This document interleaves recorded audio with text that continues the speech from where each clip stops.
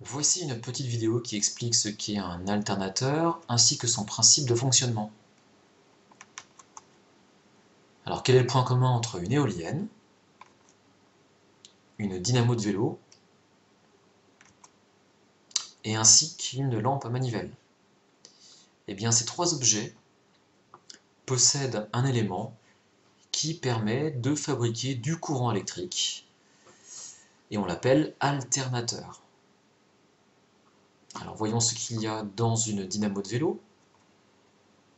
On y voit ici à droite la partie qui est en contact avec la roue et qu'on appelle le galet.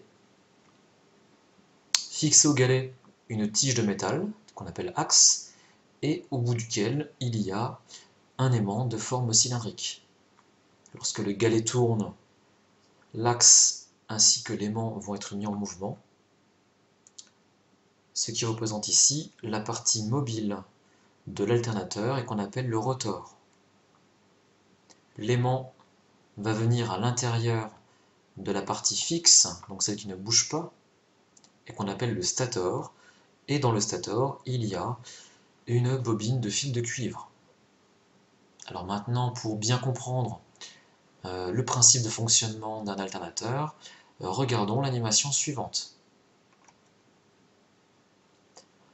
Alors, on y retrouve ici l'équivalent du galet qu'il y a dans la dynamo du vélo, mais ça peut être aussi ce que l'on appelle une turbine qui, dans une éolienne, va être mise en mouvement par les pales, qui elles-mêmes seront mises en mouvement par le vent. Fixé à la turbine, ici un axe. Lorsque la turbine tourne, l'axe tourne. Au bout de l'axe, un aimant qui va être lui aussi mis en mouvement. Et l'ensemble ici, axe plus aimant, constitue le rotor de l'alternateur.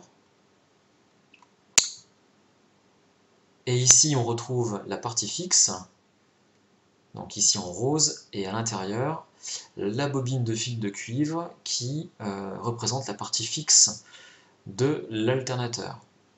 Et bien, lorsque l'aimant ici en bleu va être mis en mouvement et tourné à l'intérieur du stator, donc à l'intérieur de la bobine, il va y avoir production de courant électrique.